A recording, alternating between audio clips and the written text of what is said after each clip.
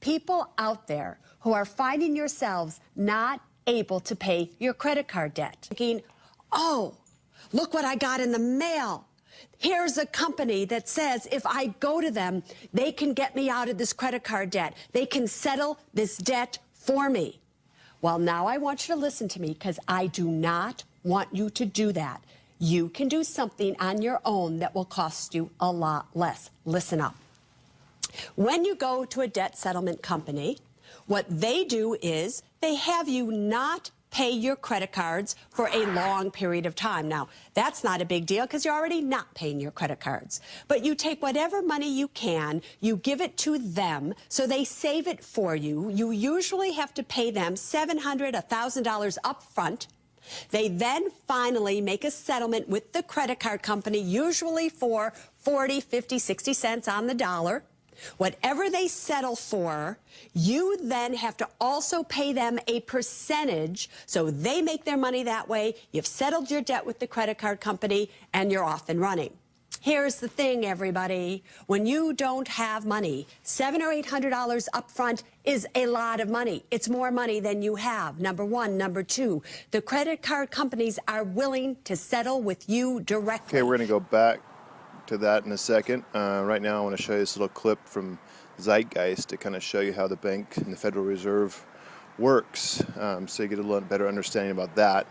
Then we'll go back to Susie Orman in a second to finish her spiel up, and you can get a better idea of how I did what I did and how you can do what you do, and everyone works out. The banks get paid, you get paid, you get your credit card back. You don't have to be stuck in this hole all the time, and everything's beautiful again. A number of years ago, the Central Bank of the United States, the Federal Reserve, produced a document entitled Modern Money Mechanics.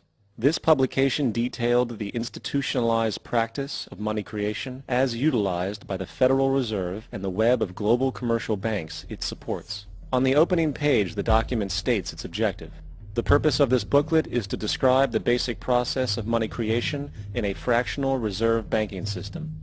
It then proceeds to describe this fractional reserve process through various banking terminology, a translation of which goes something like this.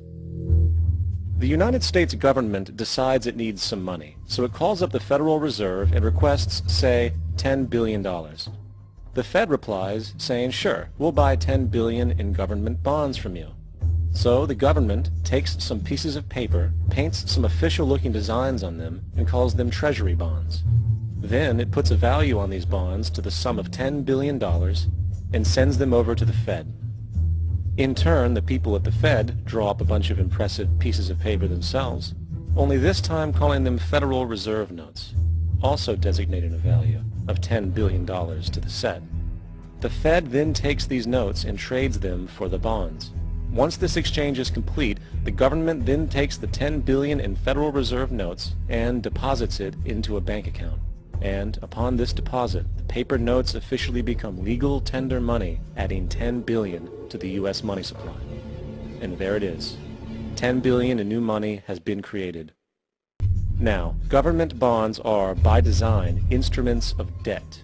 And when the Fed purchases these bonds, with money it essentially created out of thin air, the government is actually promising to pay back that money to the Fed.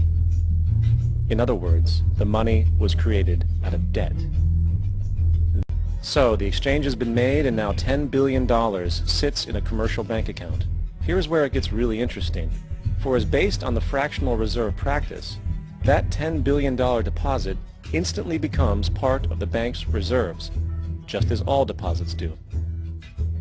And regarding reserve requirements, as stated in Modern Money Mechanics, a bank must maintain legally required reserves equal to a prescribed percentage of its deposits. It then quantifies this by stating, under current regulations, the reserve requirement against most transaction accounts is 10%.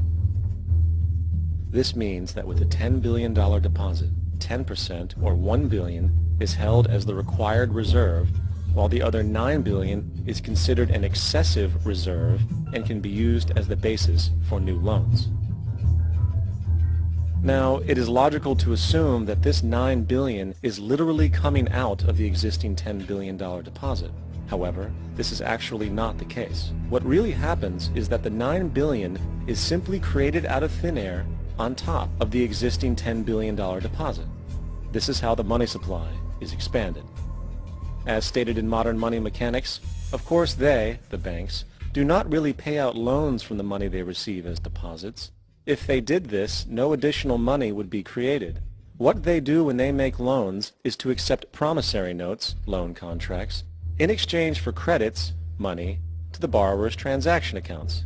In other words, the $9 billion can be created out of nothing simply because there is a demand for such a loan and that there is a $10 billion deposit to satisfy the reserve requirements.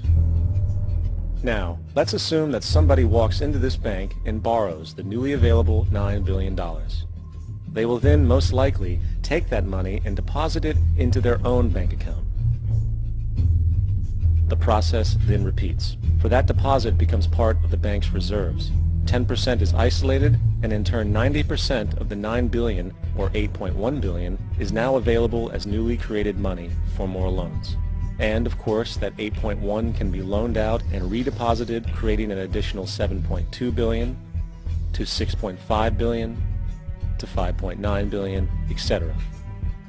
This deposit money creation loan cycle can technically go on to infinity. The average mathematical result is that about $90 billion can be created on top of the original $10 billion. In other words, for every deposit that ever occurs in the banking system, about 9 times that amount can be created out of thin air. As dysfunctional and backwards as all of this might seem, there is still one thing we have omitted from this equation. And it is this element of the structure which reveals the truly fraudulent nature of the system itself. The application of interest. When the government borrows money from the Fed, or when a person borrows money from a bank, it almost always has to be paid back with accrued interest. In other words, almost every single dollar that exists must be eventually returned to a bank with interest paid as well. But if all money is borrowed from the central bank and is expanded by commercial banks through loans, only what would be referred to as the principal is being created in the money supply. So then, where is the money to cover all of the interest that is charged? Nowhere. It doesn't exist. The ramifications of this are staggering, for the amount of money owed back to the banks will always exceed the amount of money that is available in circulation. This is why inflation is a constant in the economy, for new money is always needed to help cover the perpetual deficit built into the system, caused by the need to pay the interest. What this also means is that mathematically, defaults and bankruptcy are literally built into the system, and there will always be poor pockets of society that get the short end of the stick. An analogy would be a game of musical chairs, for once the music stops, somebody is left out to dry. And that's the point. So if you find that you are in a situation where you are already behind, it's already been charged off, or it's gone to a collection agency, or it's about to, if you do have some money, let's say you owe $17,000, $24,000 to some credit card company that's now in collection, if you have $6,000, $7,000, don't be surprised that if you called the collection agency directly, that they won't settle with you.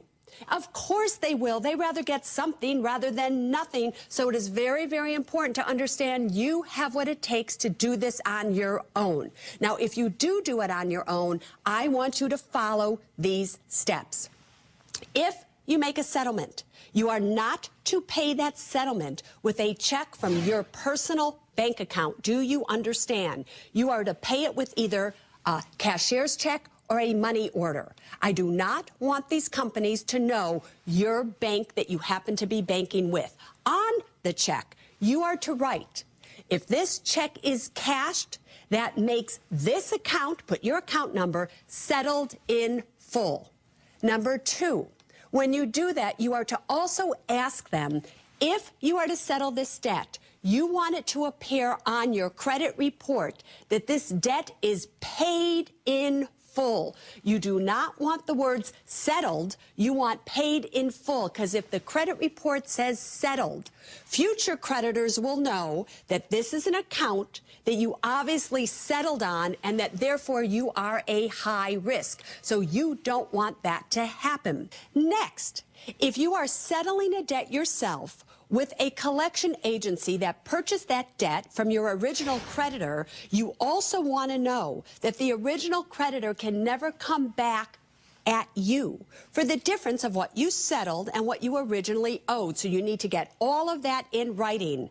And last but not least, you need to understand that it is possible that you will owe income taxes on the amount of money you settled for and the original amount of money that you owed. So let's say you owed $20,000, you settled for $7,000. It's possible that you could owe taxes on that $13,000 difference. Therefore, you should always ask the collection agency to please state that you will not owe taxes on this money.